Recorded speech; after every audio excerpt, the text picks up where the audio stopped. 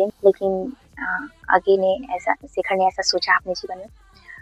तो और मुझे बहुत ही ये जो शेखर एक जीवनी है बहुत ही अच्छी लगी, क्योंकि मैं भी एक उम्र में बिल्कुल ऐसी ही थी। शेखर को प्रेम होता है और प्रेम में उसे असफलता मिलती है, जिससे जिससे उसका जो मन है कुंठा और व्याकुलता में फंस जाता है और वह एक ही जगह पर अटका रहता है।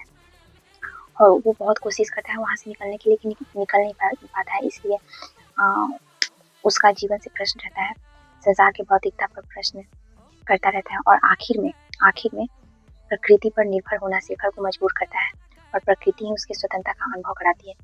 तो ये बात राइट है।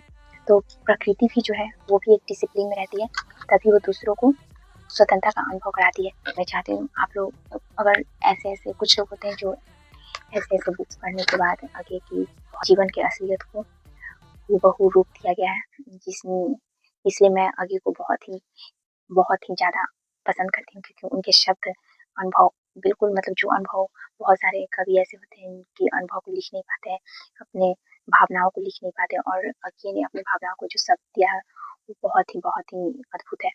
इसकी मैं सराहना करती हूँ। और मैं तो बहुत छोटी हूँ, इनके सामने बहुत ही छोटी हूँ, कि मैं इनकी क्या ही तारीफ करूँगी। और इसमें आगे शेखर एक जीवनी को अपने युग और समाज का प्रतिबिंब मानते हैं। वे मानते हैं कि इसमें मेरा समाज और मेरा युग बोलता है, वह मेरे और शेखर के युग का प्रतीक है। इसमें डायरेक्ट आगे ने कहा है कि यह मेरे और शेखर के युग का प्रतीक है। इसका मतलब यही है कि आगे कोई और नहीं, शेखर ही थे जो लिखे हैं, और यह तब लिखे थे जब वो जेल से निकले थे 1930-36 में।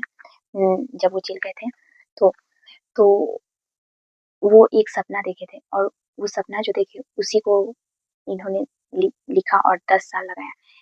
पहले मैं समझती थी कि ये 10 साल के अनुभव को एक दिन में लिखे, लेकिन मैं जब इनके पुस्तक को मंगाई और पढ़ी तब पता चला मुझे कि नहीं, मैं रॉन्ग थी, और दैट्स व्हाई थे।